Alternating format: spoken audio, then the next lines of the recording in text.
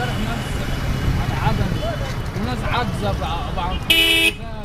وعيال صغيره. بص بتاعت الجيش دي جايه برضه بتجيبهم سلاح. بص قدامك حق عليا.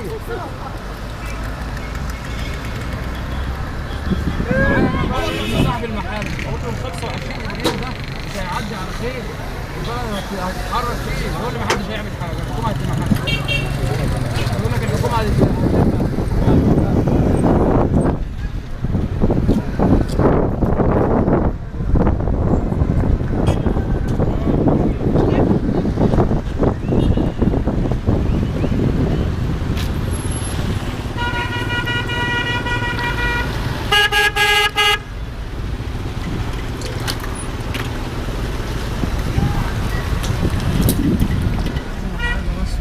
الناس كده ولا يبقى في حرامية ولا في حاجة.